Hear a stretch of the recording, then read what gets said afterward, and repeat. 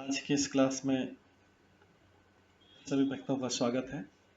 अभी हम कीर्तन से स्टार्ट करेंगे।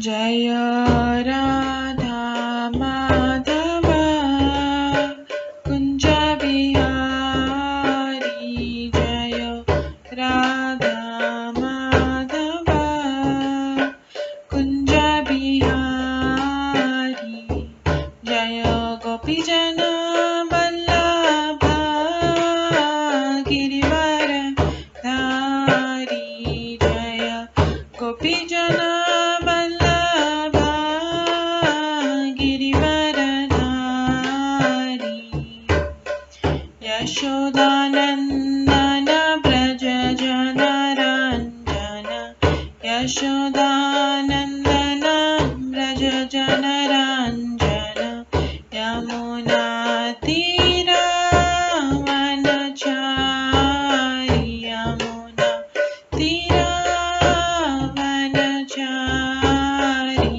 जय राधा माधव कुंज बिहारी, जय राधा माधव कुंज बिहारी, हरे कृष्णा कृष्णा कृष्णा हरे हरे, हरे राम राम राम हरे हरे, हरे कृष्णा कृष्णा कृष्णा हरे हरे, हरे राम राम राम हरे हरे, हरे कृष्णा कृष्णा कृष्णा हरे हरे, हरे राम राम राम हरे हरे, हरे कृष्णा कृष्णा कृष्णा हरे हरे, हरे राम राम राम हरे हरे, हरे कृष्णा कृष्णा कृष्णा हरे हरे, हरे राम राम राम हरे हरे, हरे कृष्णा कृष्णा कृष्णा हरे हरे, हरे राम राम राम हरे हरे, हरे कृष्णा कृष्णा कृष्णा हरे हरे, हरे राम राम राम हरे हरे, जय राधा माधव राधे, जय राधा गोविंद राधे, जय गौरनिताय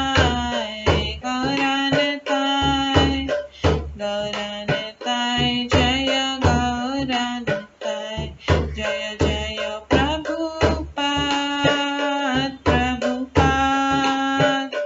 प्रभुपाद जय जय प्रभुपाद, जय जय गुरुदेव जय जय गुरुदेव, नित्य गौर हरि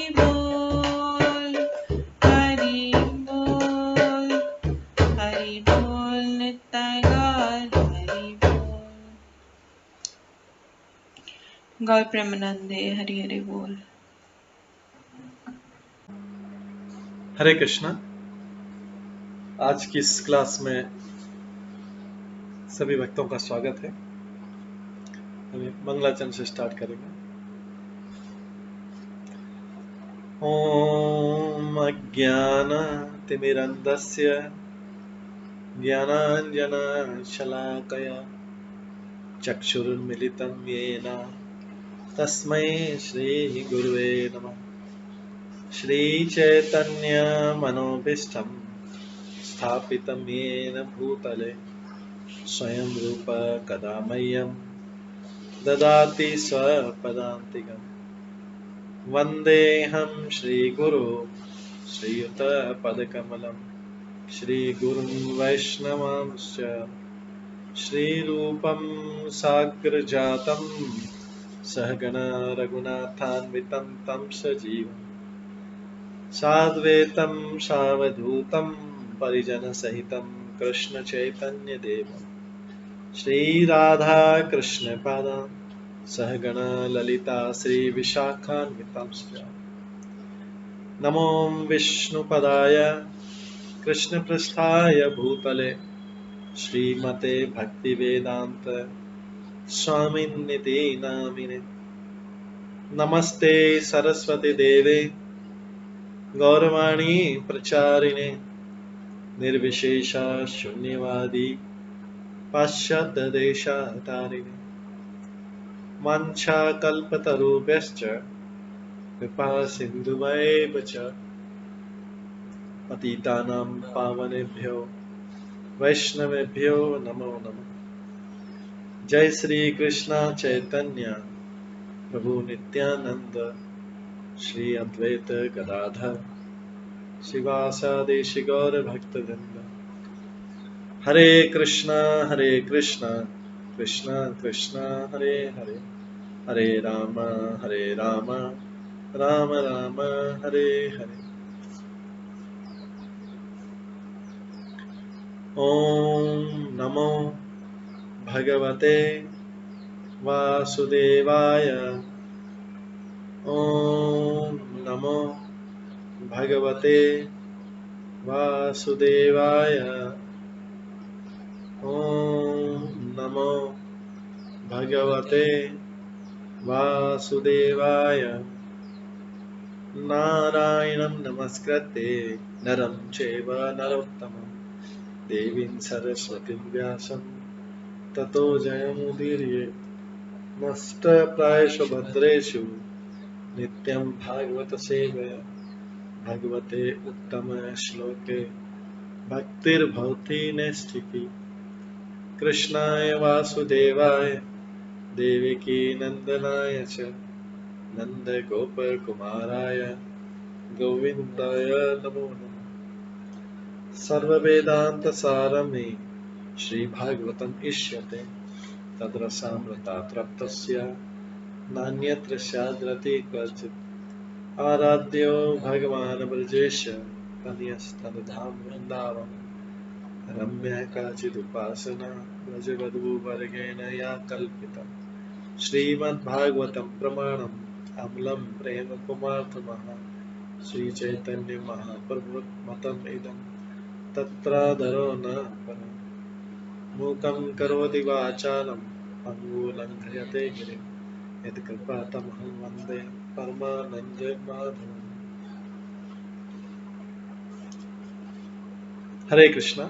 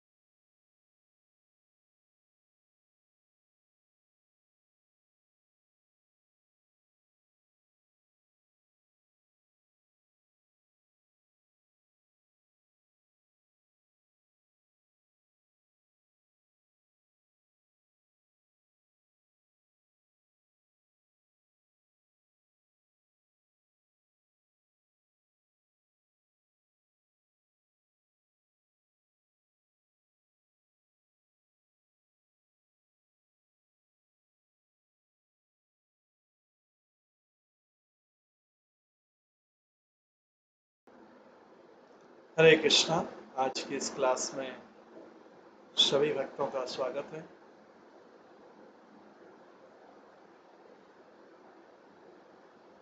कल हम श्रवण कर रहे थे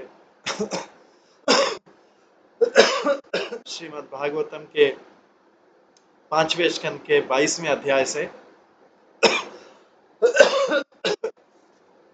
इससे पहले हमने सूर्य की गतियों का वर्णन श्रवण किया था 21वें अध्याय से। ये सूर्य किस प्रकार से गति करता है। हम देखते हैं कि अरुण सूर्यदेव के सम्मुख बैठकर रथ को हाँकते हैं तथा घोड़ों को वश में करते हैं, तो भी वे पीछे की ओर सूर्यदेव को देखते रहते हैं। और हमने ये भी श्रवण किया था, जब सूर्य की परिक्रमा होती है तो वालिखिल्य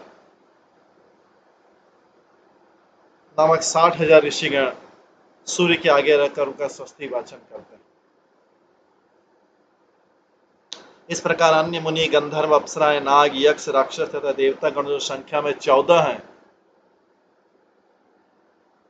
किंतु दो दो के जोड़े में विभाजित हैं, प्रतिमास नया नाम धारण करके अनेक नामधारी सर्वाधिक शक्तिमान देवता सूर्य के रूप में श्री भगवान की आराधना करने के लिए निरंतर विभिन्न कर्म कांडों से उपासना करते हैं। ये सूर्य की गतियों का वर्णन आया था। सूर्य और परीक्षित महाराज सुखदेव गोस्वामी को बता रहे हैं, हे राजन, भूमंडल की परिक्रमा करते समय सूर्यदेव एक क्षण में 2000 योजन तथा 2 कोश की गति से 9,51,00,000 योजन की दूरी तय करता है।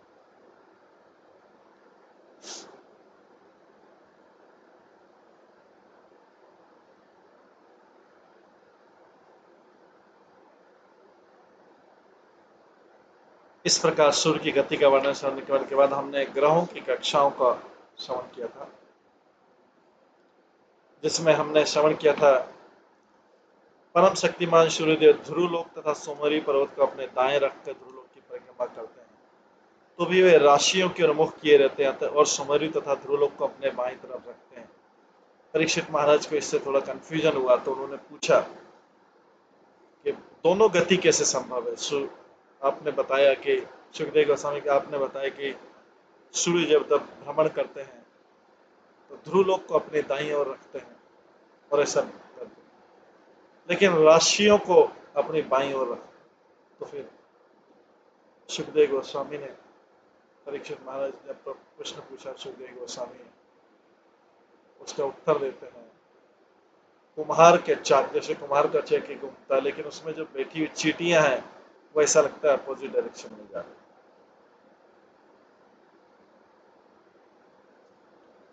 ये कल हमने श्रवण किया था। आज इसके आगे तीसरे श्लोक से श्रवण करेंगे।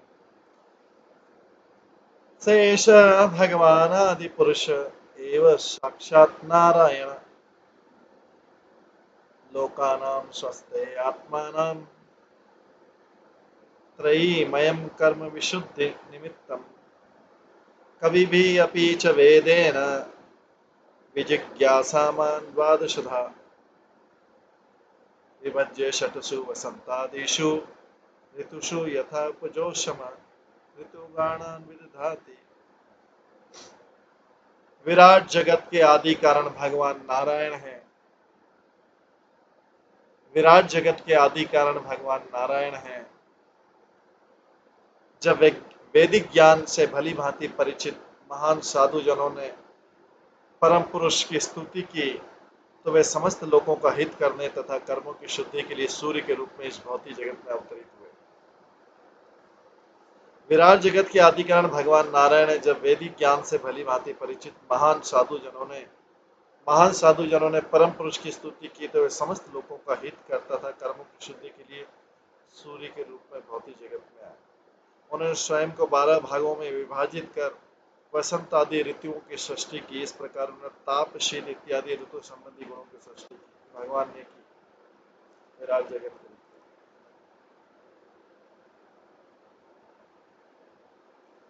तमेतम्मिह पुरुषात्रय विद्या वर्णाश्रमाचार उच्च अवचे कर्म भी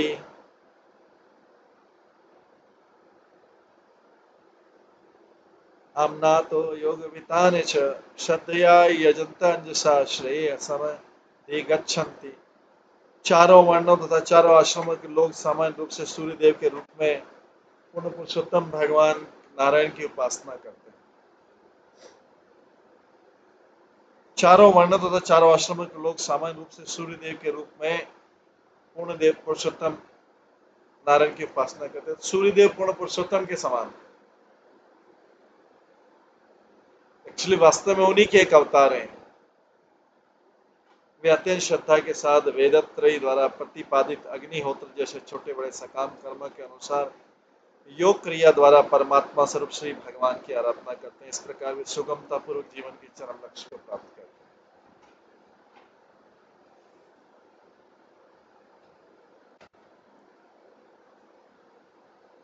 चारों वर्ण चारों आश्रम के लोग सामान्य रूप से सूर्यदेव के रूप में एक पूर्ण पुरुषोत्तम भगवान नारायण की उपासना करते हैं।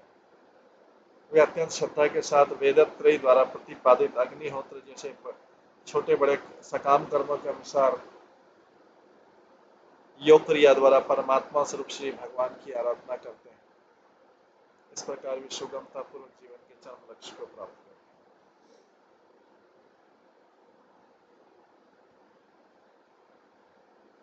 पांचवा श्लोक है अथ शेषात्मलोकानां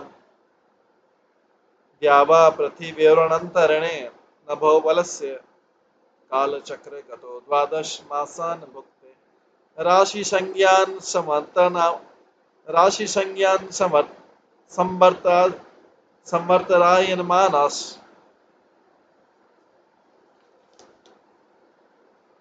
राशि राशि संज्ञान संवत्सर अव्ययवान मास पक्षुद्वयं दिवा नक्तं चैति सपादरक्षद्वयम् उपदिशन्ति यावत् षष्ठ अंशं भुञ्जित सभे ऋतु इति उपदिश्यते संवत्सरावयव।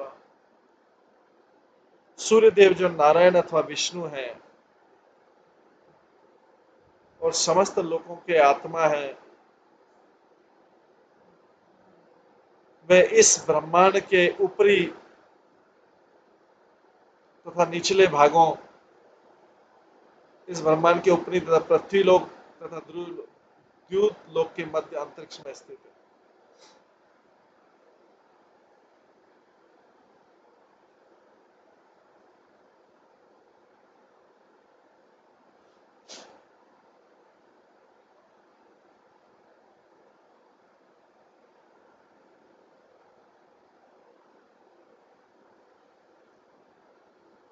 काल चक्र में स्थित होकर 12 मासों को तय करके सूर्य 12 राशियों के संपर्क में आकर उनके अनुसार 12 भिन्न भिन्न नाम धारण करता है। इस सूर्य की गति का वर्णन है। विराट जगत के जो आदि कारण भगवान है, नारायण है, उन्हीं के ये पुरुष के रूप में सूर्य आए हैं, विराट पुरुष।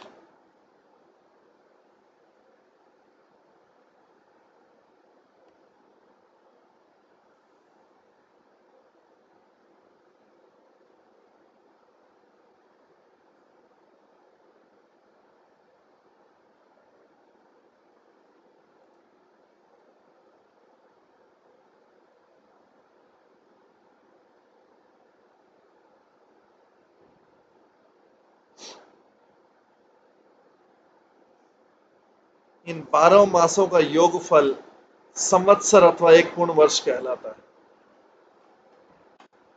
चंद्र गणना के अनुसार चंद्रमा के घटने बढ़ने से 2 पक्ष मिलकर एक मास बनाते हैं। पितृलोक ग्रह पर यही काल एक दिन तथा रात के तुल्य है।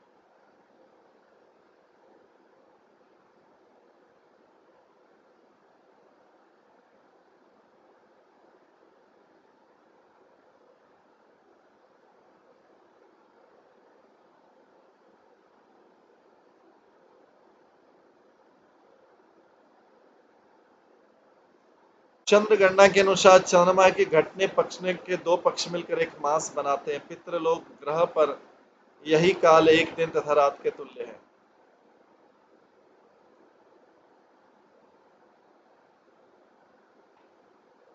पितृलोक ग्रह पर यही काल एक दिन तथा रात के तुल्य है।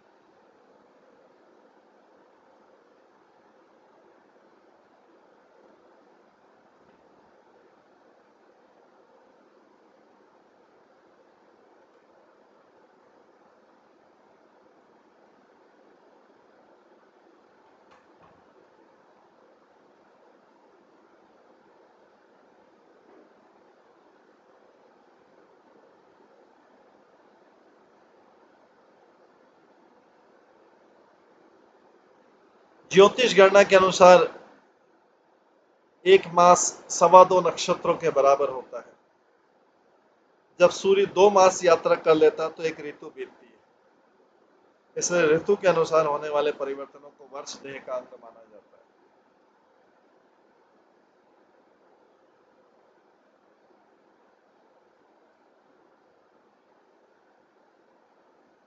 अथ च यावतार्धेन नभो विद्यां प्रचरति तम काल मयनामा चक्षते।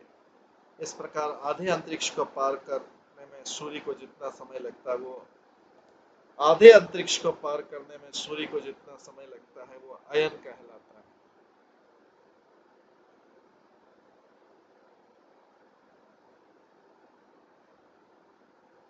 उत्तरे या दक्षिणायन। अथ च यावत् नभमण्डलं सहद्यो आपृथ्व्यो मण्डलाभ्यां कार्तेन्य सह भुञ्जित तमकालम संवत्सरम् परिवत्सरम् इडावत्सरम् अनुवत्सरम् वत्सरम् इति भानो माध्य शेषे असम गति भी समान होती। सूर्यदेव की 3 प्रकार की गतियां हैं, मंद, तीव्र और मध्यम। इन तीनों गतियों से स्वर्ग, पृथ्वी तथा अंतरिक्ष प्रक्षेपत्र के चारों ओर पूरी यात्रा करने में जितना समय लगता है उसे विद्वान जन संवत्सर, परिवत्सर, इडावत्सर, अनुवत्सर तथा वत्सर इन 5 नामों से वर्णन करते हैं।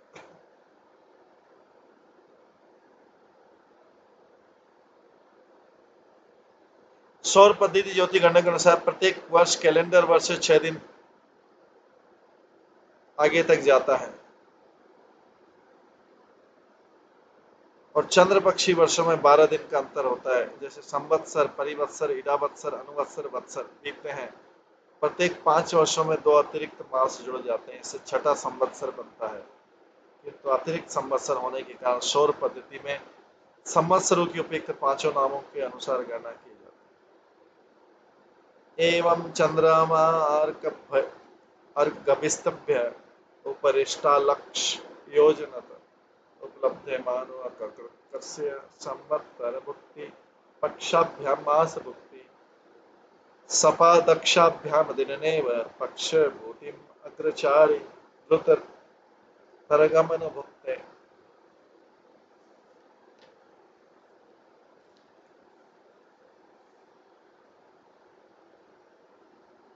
सूर्य प्रकाश की किरणों से 1 लाख योजन ऊपर चंद्रमा है। सूर्य की प्रकाश किरणों से 1 लाख योजन ऊपर चंद्रमा है जो सूर्य से अधिक तीव्र गति से यात्रा करता है।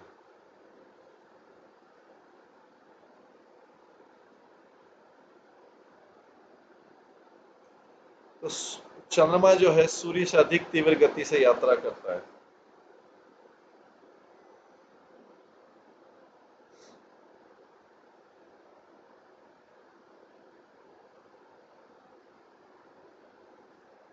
वह 2 चंद्र पक्षों में एक सौर संवत्सर के समान दूरी कर लेता है, अर्थात 2.25 दिन में सूर्य के 1 मास के तुल्य और 1 दिन में सूर्य के 1 पक्ष के बराबर दूरी तय कर लेता है। जब इस तथ्य पर विचार करते हैं कि चंद्रमा सूर्य की किरणों से 1 लाख योजन या 8 लाख मील दूर है तो यह अत्यंत विस्मयजनक लगता है कि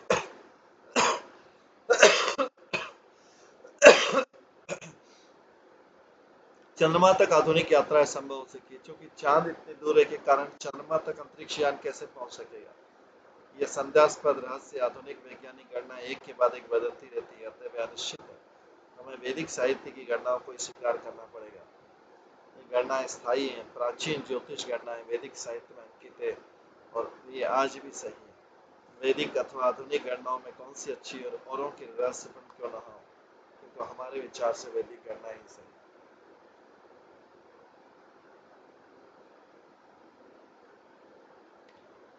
अथ च पूर्णिमाणाभिः च कलाभिः अमराणां क्षीयमाणाभिः च कलाभिः पितॄणाम् अहरात्राणि पूर्वपक्ष परपक्षाभ्यां विन्तवान् सर्वजीवनिवः प्राणजीव च एकम् एकं नक्षत्रं त्रिशतां मुहूर्ते। जब चंद्रमा बढ़ता है तो उसका प्रकाशमय अंश प्रतिदिन बढ़ता जाता है,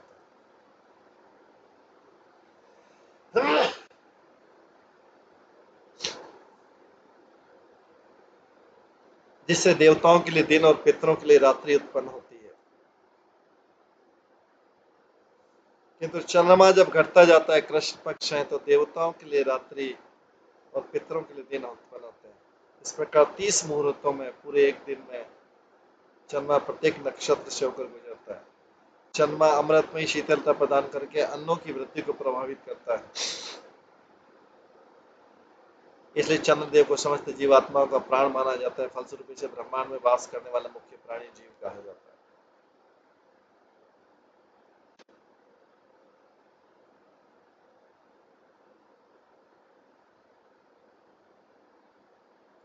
ये षोडश कलह पुरुष भगवान मनोमय अन्नमय अमृतमय देव पितृ मनुष्य भूत पशु पक्षी सरी सर्प वेरुधाम प्राणपि आयन शित्वान सर्वमयेति वर्णयन्ति। समस्त शक्तियों से पूर्ण होने के कारण चंद्रमा श्री भगवान के प्रभाव का सूचक है। प्रत्येक व्यक्ति के मन का प्रमुख श्री विग्रह होने के कारण चंद्रमा मनोमय है। यह अन्नमय भी चलाता है, क्योंकि यह समस्त वनस्पति तथा पौधों को शक्ति प्रदान करता है। समस्त जीवात्माओं का प्राणाधार होने से ही अमृतमय भी कहा जाता है। चंद्रमा समस्त देवताओं से पितरों, मनुष्यों, पक्षियों, सरीसृपों, वृक्षों, पौधों, अन्य सब जीवात्माओं को प्रसन्न करने वाला है। स्वयं सभी प्राणी चंद्रमा की उपस्थिति से संतुष्ट रहते हैं, फलतः सर्वमय भी कहलाता है।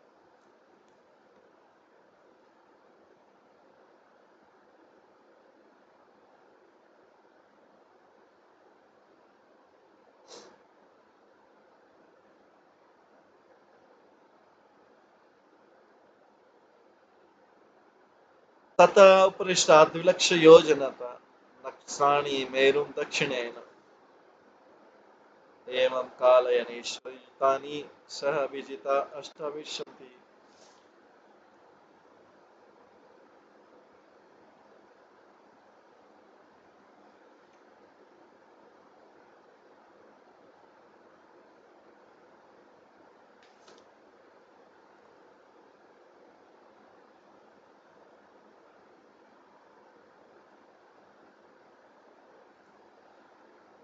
चंद्रमा से 2 लाख योजनों पर कई नक्षत्र स्थित हैं। भगवान ने काल चक्र में सेट कर दिया था। ये सुमेरु पर्वत को दाईं ओर रखते घूमते हैं और इनकी गति सूर्य की गति से सर्वथा भिन्न होती है। अभिजीत सहित कुल 28 नक्षत्र हैं।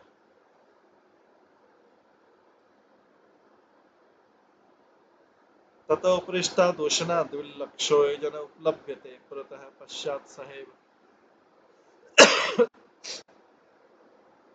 वार्कस्य वार्कस्य शेष मान्द्यसाम्य अभिर्गति भरी कवचरति लोकानां नित्यानुकूले प्रायेण वर्षंशारेण अनुमीयते स वृष्टि विशद ग्रहोपशम।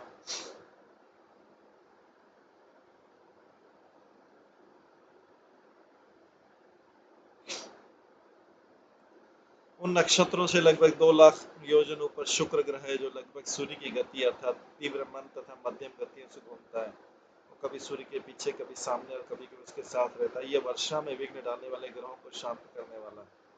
अतः इसकी उपस्थिति में वर्षा होती है, इसलिए ब्रह्मांड के समस्त जीवों के अनुकूल माना जाता है। ऐसे विद्वानों ने भी स्वीकार किया।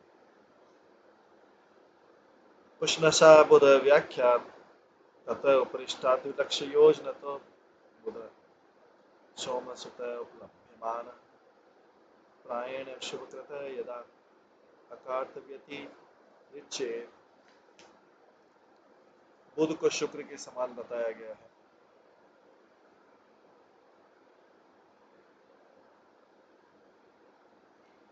क्योंकि यह कभी सूर्य के पीछे, कभी सामने और कभी कभी इसके साथ घूमता है। यह शुक्र से 16 लाख मील अथवा पृथ्वी से 72 लाख मील ऊपर है। यह चंद्रमा का पुत्र होने से विश्ववासियों का मंगल करने वाला है, किंतु जब तक सूर्य के साथ नहीं घूमता है तो चक्रवात, अंधड़, अनियमित वर्षा तथा जल रहित बादलों की जानकारी देता है। इस प्रकार अवर्षा या अतिवर्षा के कारण भयावह परिस्थिति उत्पन्न करता है।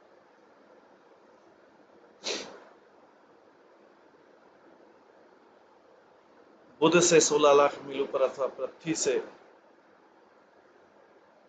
88 लाख मील ऊपर मंगल ग्रह है। यदि वक्र गति से न चले तो एक एक राशि को 3-3 पक्षों में पार करता, क्रमशः 12 राशियों में से यात्रा करता है। यह प्राय सदैव वर्षा और अन्य प्रभावों के रूप में प्रतिकूल अवस्थाएं उत्पन्न करता है। ततोपरिष्टात् द्विलक्षयोजनान्तर्गता भगवान बृहस्पति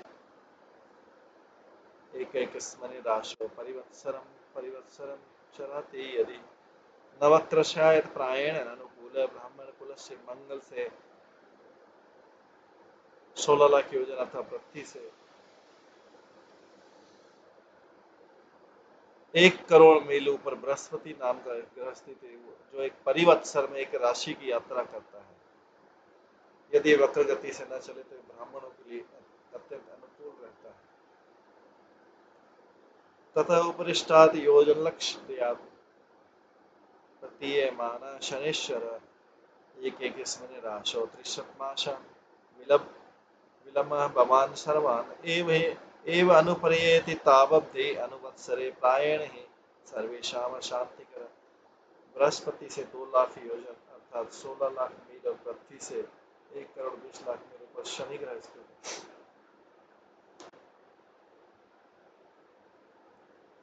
जो 30-30 मास में से प्रत्येक राशि से होकर आ जाता है और 30 अनुवत्सरों में संपूर्ण राशि वर्ग पूरा करता है।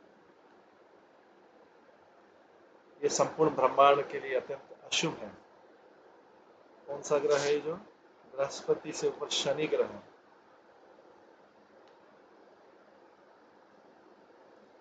ततुत्तरस्मात् ऋषयः 11 लक्ष योजनान्तरे उपलभ्यन्ते ये लोकानां क्षम अनुभावयन्त भगवतः विष्णु यत् परमं पदं प्रदक्षिण प्रक्रमन्ति।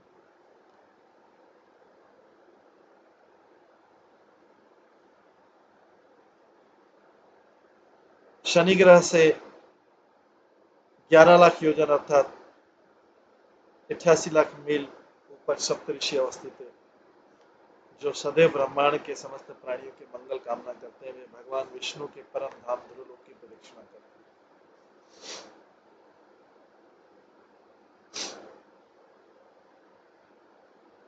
तात्पर्यशील मध्वाचार्य ने ब्रह्मांड पुराण से निम्नलिखित श्लोक उद्धृत किया है। ज्ञानानंदात्मनो विष्णु शिशु मारव पुष्यथ बोधलोकेशु सव्याप्त आदित्यायाद्य दाश्रिता। ज्ञान तथा दिव्य आनंद के स्रोत भगवान विष्णु ने ब्रह्मांड के सर्वोच्च तल पर स्थित 7वें स्वर्ग में शिशु रूप कर धारण किया। सूर्य आदि अन्य सभी ग्रह इस शिशुमान लोक के अधीन अवस्थित।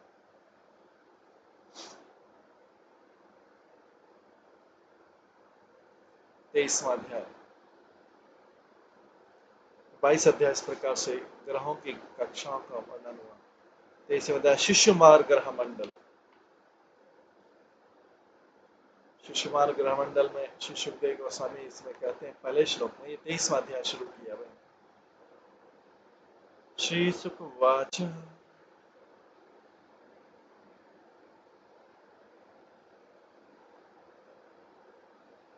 अथ तस्मात् परतः त्रयोदश लक्ष योजनान्तरं यत्तत् विष्णो परमं पदम् अभिवदन्ति यत्र महाभागवत् ध्रुवोत्तानपादि अग्निना इंद्रेण प्रजापतिना कश्यपेन धर्मेण च समकालयुगमे स बहुमानं दक्षिणतः क्रियमाणा इदानीमपि कल्पजीविनामाजीव्यः उपास्ते तस्य यह अनुभाव उपवर्णित।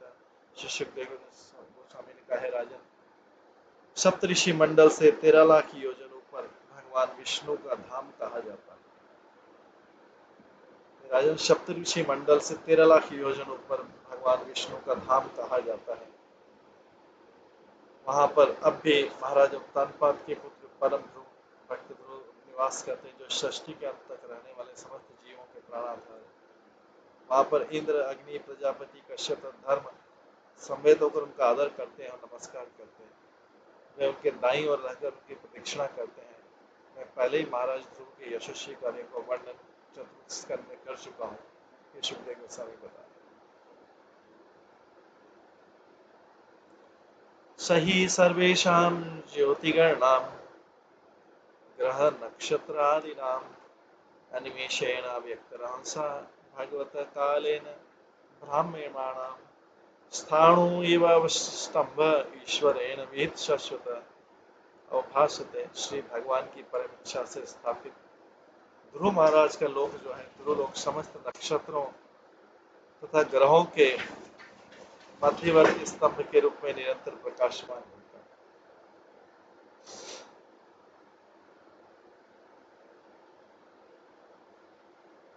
सदा जागते रहने वाला अदृश्य सर्वशक्तिमान काल इन ज्योति गणों को अहिर्निश ध्रुव तारे के चारों ओर घुमाता है।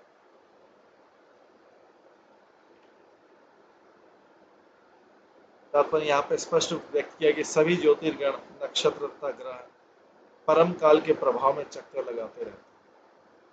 यह काल भगवान की दूसरी विशेषता है।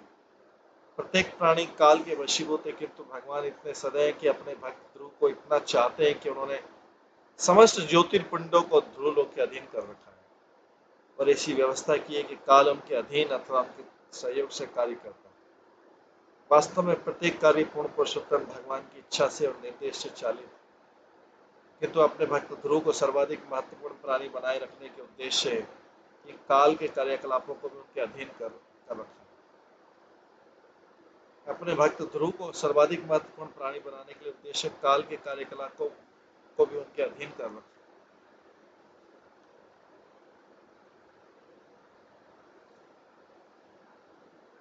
यथा मेढे स्तंभे आक्रमण पशवः संयोजिता त्रिभिः त्रिभिः सवने यथा स्थानं मण्डलानि चरन्ति एवं भगणाग्रादय एतस्मिन् अन्तबहिर्योगेन कालचक्रे आयोजिता ध्रुवमेव अवलम्ब्य वायुना उदीर्यमाणा कल्पतम् अन्तम् परिचंक्रमन्ति नभसि यथा मेधा शेनादया वायुवशा कर्मसाध्यया परिवर्तेयं ज्योतिगणा प्रकृति पुरुष संयोग अनुग्रहिता कर्म निमित्त गतय भूमि न पतंती। यदि बेलों को एक साथ नाद कर उन्हें एक मध्यवर्ती आधार स्तंभ से बांधकर मूसे पर घुमाया जाए तो अपनी स्थिति से हटे बिना चक्कर लगाते रहते हैं। पहला बेल स्तंभ के निकट रहता है, दूसरा बीच में और तीसरा बाहर की ओर। इस प्रकार सभी ग्रह तथा सैकड़ों हजारों नक्षत्र भी ध्रुव तारे के ऊपर तथा नीचे स्थित अपनी अपनी कक्षाओं में घूमते रहते हैं।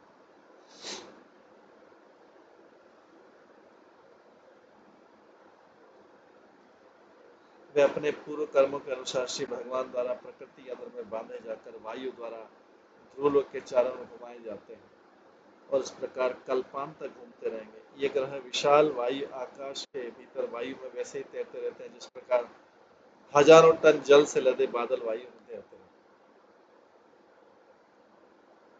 अर्थात अपने पूर्व कर्मों के कारण बड़े बड़े बाज आकाश में ऊंचाई तक उठते रहते हैं और भूमि पर कभी नहीं गिरते।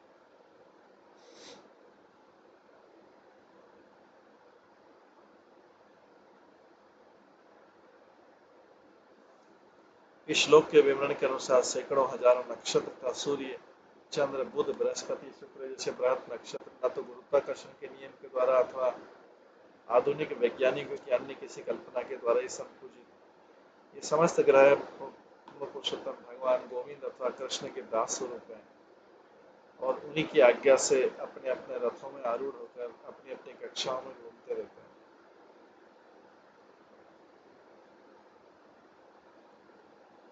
इन कक्षाओं की उपमा प्रकृति द्वारा नक्षत्र और लोकों के अधिपतियों को प्रदत्त यंत्रों से दी गई है, जो महाराज ध्रुव द्वारा शासित ध्रुव लोक के चारों चक्कर लगाकर भगवान के आदेशों का पालन करने वाले।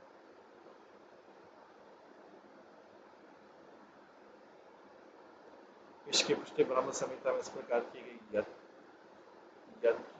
यच्चुरेक्षविता सकल ग्रहाणाम राजा समस्त सुर मूर्तिरशेष तेजा यस्याज्ञा भ्रमति संभृत्य काल चक्रो गोविंदमादि पुरुषम तमं भजामि। मैं उन आदि पुरुष गोविंद का भजन करता हूँ जिनके आदेश से ईश्वर के चक्षु रूप सूर्य भी साक्षात शाश्वत काल के स्थिर कक्षा में घूमते हैं। सूर्य समस्त नक्षत्रों का राजा है, उसमें उष्मा तथा प्रकाश की असीम शक्ति।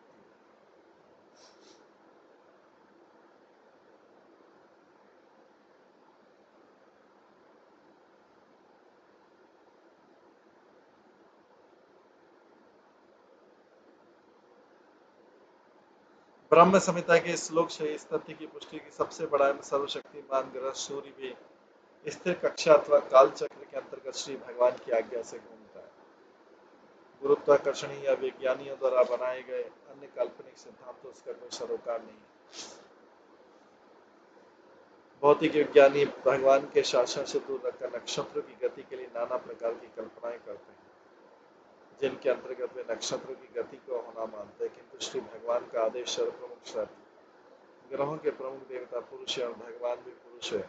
श्री भगवान अपने अधीन विभिन्न नामधारी देवताओं को आदेश देते हैं कि वे उनकी परम इच्छा का पालन करें। इसकी पुष्टि भगवद गीता में जिसमें श्री कृष्ण का वचन है, मया दक्षिण प्रकृति श्रूयते सचराचरम हेतुनानेन कौन्तेय जगद्द्वी परिवर्तिते। हे कुंती पुत्री, प्रकृति मेरी अध्यक्षता में कार्य करती, संपूर्ण चराचर प्राणी को उत्पन्न करती है। इसी कारण से दृश्य जगत का बारंबार सृजन और संहार होता है।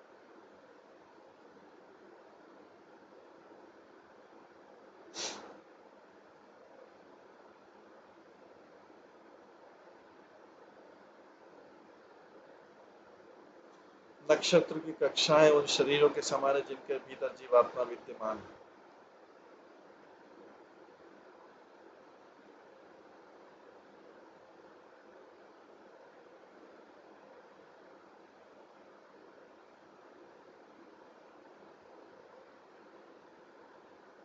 क्योंकि दोनों ही श्री भगवान द्वारा संचालित यंत्र है, जैसा कि श्री कृष्ण ने भगवद गीता में कहा, ईश्वर सर्वभूतानां हृदयेषु अर्जुन तिष्ठति ब्राह्मण्य सर्वभूतानि यंत्र रूढ़ानि माया।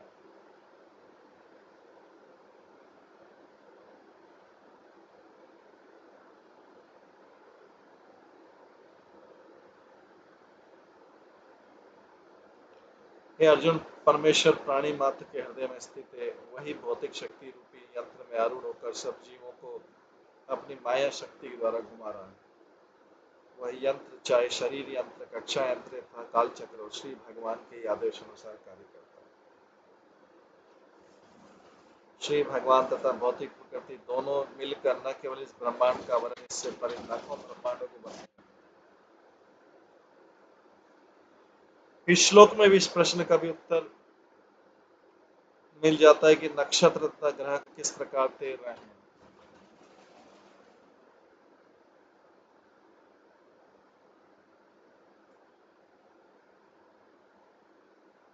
इस श्लोक में भी इस प्रश्न का भी उत्तर मिल जाता है कि नक्षत्र तथा ग्रह किस प्रकार तैर रहे हैं। गुरुत्वाकर्षण का इसमें कोई हाथ नहीं, वरन नक्षत्र तथा ग्रह वायु के द्वारा तैर पाते हैं। इसी कारण आकाश में बड़े बड़े बादल, बड़े बड़े बाज पक्षी उड़ पाते हैं। आधुनिक वायुयान जैसे 747 जेटयान भी इसी प्रकार कार्य करते हैं। वायु को नियंत्रित करके आकाश में ऊंचाई पर तैरते हैं, नीचे गिरने को रोकते हैं। इस प्रकार से वायु का नियंत्रण पुरुष और प्रकृति के सिद्धांतों के सहयोग द्वारा संभव होगा। प्रकृति और पुरुष माने जाने वाले श्री भगवान के सहयोग से ब्रह्मांड के सारे कार्यकलाप सुचारू रूप से चलते रहते हैं। ब्रह्म संहिता में प्रकृति के वर्णन इस प्रकार हुआ है, षष्ठी स्थिति प्रलय साधन शक्ति रेखा छाये वयस्य भुवनानि बिभर्ति दुर्गा इच्छानुरूपमयि यस्य न च चेष्टते सा गोविंदमादि पुरुषं तमं भजामि। बहिरंग शक्ति माया की जो चित्त शक्ति की छाया तुल्य है, सभी लोग दुर्गा के रूप में जो संसार के सृजन पालन संहार करने वाली शक्ति आराधना करते हैं। मैं उन आदि पुरुष गोविंद का भजन करता हूँ जिनकी इच्छा से दुर्गा अपने सारे कार्य करती है। प्रकृति परमेश्वर की बहिरंगा शक्ति दुर्गा अथवा नारी शक्ति के नाम से भी अभिहित है। जो इस ब्रह्मांड रूपी दुर्ग की रक्षा करती है। दुर्गा शब्द का अर्थ दुर्ग भी है। ये ब्रह्मांड एक महान दुर्ग के समान है जिसमें बद्ध जीव रखे गए और वे तब तक इससे छुटकारा नहीं पा सकते जब तक कि भगवान की दया दृष्टि न हो। भगवद गीता में भगवान स्वयं कहते हैं, जन्म कर्म च मे दिव्यम एवं यो वेति तत्त्वतः त्यक्ता देह पुनः जन्म नेति मामेति स्वजन। है अर्जुन, जो मनुष्य मेरा आविर्भाव और कर्म के दिव्य स्वभाव को जानता है वो देह को त्याग करके फिर इस संसार में जन्म नहीं लेता वरन मेरे सनातन धाम को प्राप्त हो जाता है। इस प्रकार केवल कृष्ण भावनामृत के द्वारा भगवान की कृपा से मुक्ति प्राप्त की जा सकती है। अतः इस ब्रह्मांड रूपी दुर्ग से छुटकारा पाकर आध्यात्मिक जगत में जाया जा सकता है। यह भी महत्वपूर्ण तथ्य कि बड़े से बड़े ग्रहों के प्रमुख अधिष्ठाता देवताओं को जो उच्च स्थान प्राप्त है वो उनके पूर्व जन्मों में किए गए अत्यंत मूल्यवान पुण्य कर्मों के फलस्वरूप है। इसका संकेत कर्म निमित्त गतया शब्दों से मिलता है। उदाहरण हम पहले बता चुके कि चंद्रमा जीव कहलाता है क्योंकि हम जैसा जीव आत्मा है, किंतु अपने पुण्य कर्मों के कर्म से चंद्रदेव का पद प्रदान किया गया।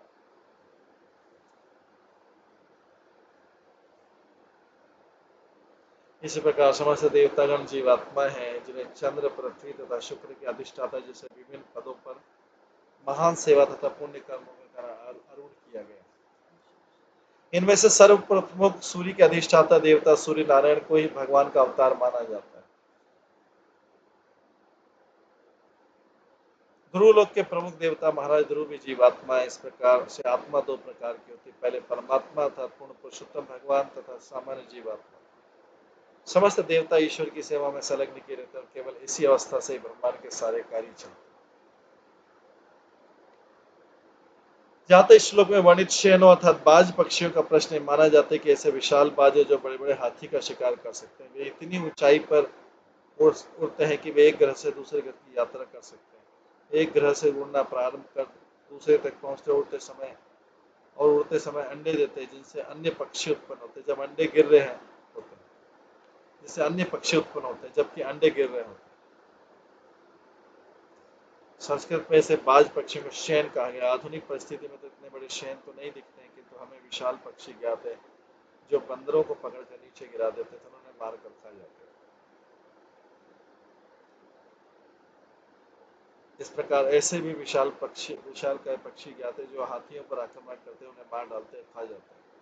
शैन तथा बादलों के दो उदाहरण बताने के लिए पर्याप्त है कि वायु के द्वारा उड़ना तथा तैरना कैसे संभव है।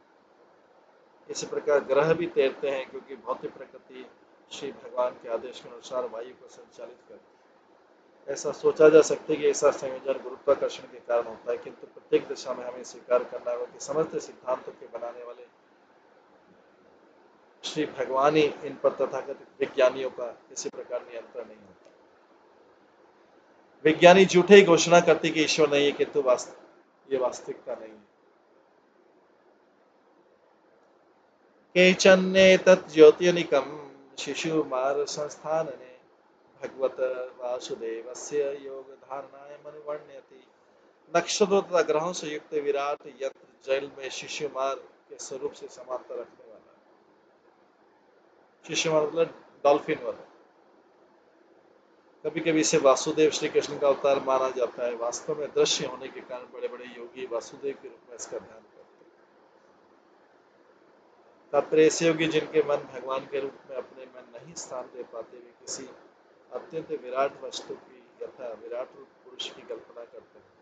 इसलिए कुछ योगी तो इस काल्पनिक शिशु मान के आकाश में उसी तरह तैरते हुए रूप की कल्पना करते हैं जिस तरह जल में डॉल्फिन मछली तैरती है। ये इस पर परमेश्वर के विराट रूप की भांति ध्यान देते हैं।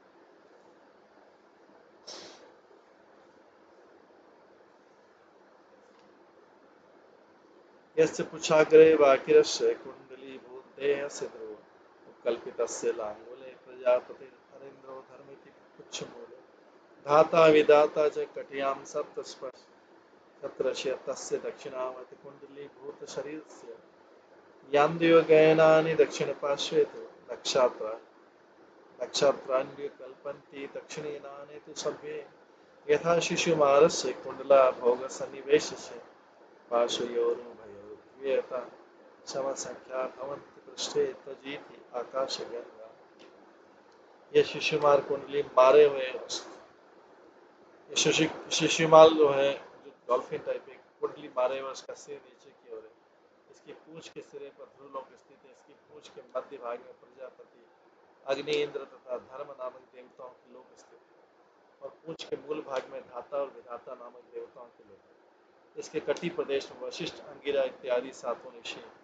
कुंडलीबद्ध शिशुपाल का शरीर दाहिनी ओर मुड़ता है, जिसमें से अभिजीत से लेकर पुनर्वसु पर्यंत 14 नक्षत्र स्थित। इसके बाईं ओर पुष्य से लेकर उत्तराषाढ़ा पर्यंत 14 नक्षत्र। इस प्रकार दोनों ओर समान संख्या में नक्षत्र होने से इसका शरीर संतुलित है।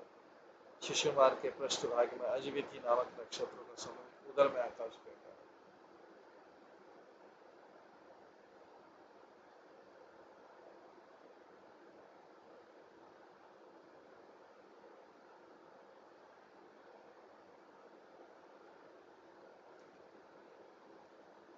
पुनर्वसु पुष्प दक्षिणवामय, श्रोण्य आद्रा श्लेष च दक्षिणवामय, पश्चिमयो पादय अभिजित उत्तरषाढ़े दक्षिणवामयो, नासिकायो यथासंख्यम श्रवणपूषाढ़वे दक्षिणवामयो, लोचनयो धनिष्ठामूलं च दक्षिणवामयो, कर्ण्यो मधादीनि यश्च नक्षाणि दक्षिणायनी,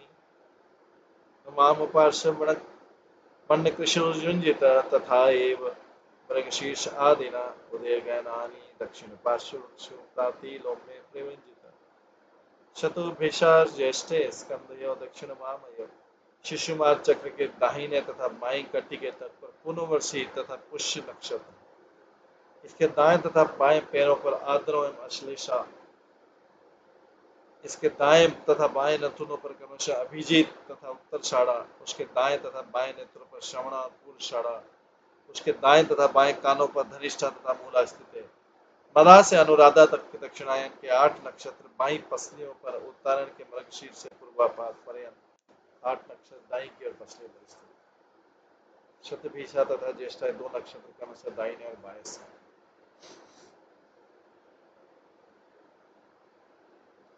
उत्तराहनो अगस्त्यधरानो यम मुखेषु च अंगारक, शनिश्चर उपस्थिते बृहस्पति ककुनी वक्षसि आदित्य, हृदये नारायण मनसि चंद्र नाभाभ्यामुष्णास्तनौ, अश्विनो बुध प्राणपाणयो राहु गले केतव, सर्वांगेषु रोमसु सर्वे तारागण।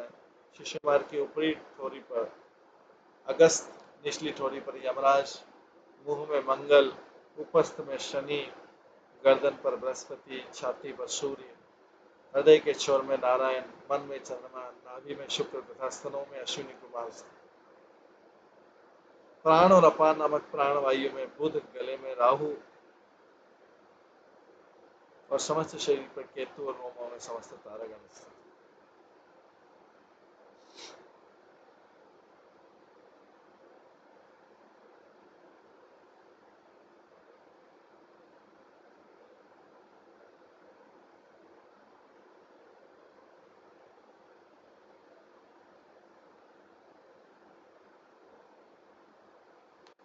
एततु हेव भगवद्विष्णु सर्वदेवतामय रूपमर्हं संध्यायां प्रयतो वाग्यतो निरीक्ष्माण उपतिष्ठित, नमो ज्योतिर्लोकाय कालाय अनानिमेषां पतये महापुरुषाय विधिमहे। हे राजन, इस प्रकार से वर्णित शिशुमार के शरीर को भगवान श्री विष्णु का बाह्य रूप मानना चाहिए। प्रत्येक प्रातः, दोपहर तथा सायंकाल शिशुमार चक्र के रूप में भगवान का दर्शन मौन होकर करना चाहिए। उस मंत्र से उपासना करनी चाहिए। हे काल रूप धारण करने वाले भगवान, हे विभिन्न कक्षाओं में घूमने वाले ग्रहों के आश्रय, हे समस्त देवों के स्वामी, हे परम पुरुष, मैं आपको नमस्कार करता हूँ और आपका ध्यान करता हूँ। इसी का शिशुमार ग्रह मंडल का अंतिम श्लोक है। ग्रह रक्षता रामयम आदिदेविकम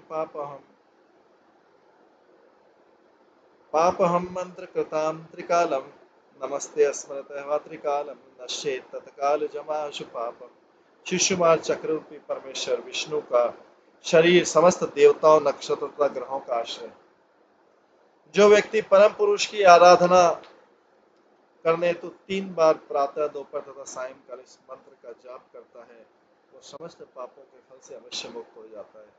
यदि कोई इस रूप में केवल उनको नमस्कार करे या उसे दिन में 3 बार स्मरण करे तो उसके हाल में किए हुए समस्त पाप नष्ट हो जाते हैं। तात्पर्य, ब्रह्मांड के ग्रहों के संपूर्ण विवरण का सार समाहार करते हुए श्री विश्वनाथ चक्रवर्ती ठाकुर कहते हैं कि जो कोई इस विराट या विश्व रूप का ध्यान करने में समर्थ है और दिन में उनका 3 बार स्मरण करता है, वो समस्त पापों से मुक्त हो जाता है। उनका अनुमान है कि ध्रुवलोक सूर्य से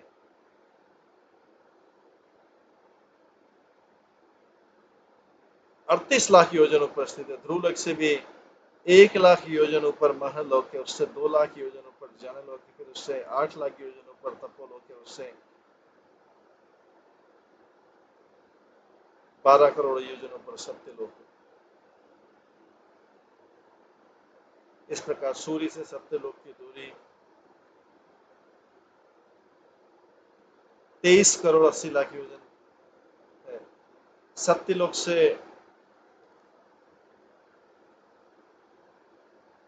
2 करोड़ योजनों पर वैकुंठ लोक प्रारंभ होते हैं। विष्णु पुराण के अनुसार सूर्य से ब्रह्मांड का आवरण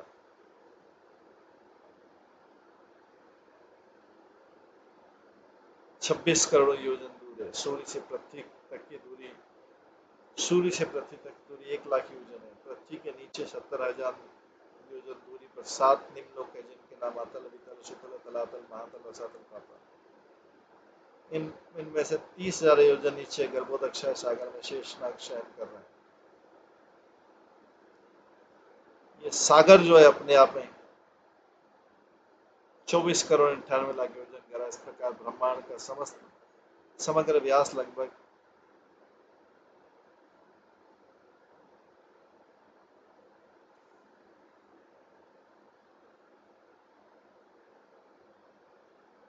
50 करोड़ योजन 50 करोड़ योजन या 4 अरब मील है।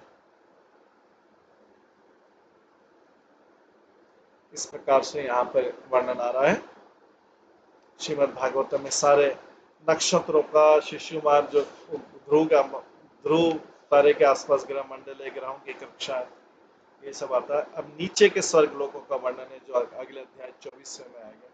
इसको हम कल की क्लास में श्रवण करेंगे। आज की क्लास को यहीं पे विराम देते हैं। सभी भक्तों का बहुत बहुत धन्यवाद। हरे कृष्णा कृष्णा कृष्णा हरे हरे, हरे राम राम राम। श्रीमद् भागवतम महापुराण की जय। श्री प्रभुपाद की जय। सभी भक्तगणों की जय। हरे कृष्णा।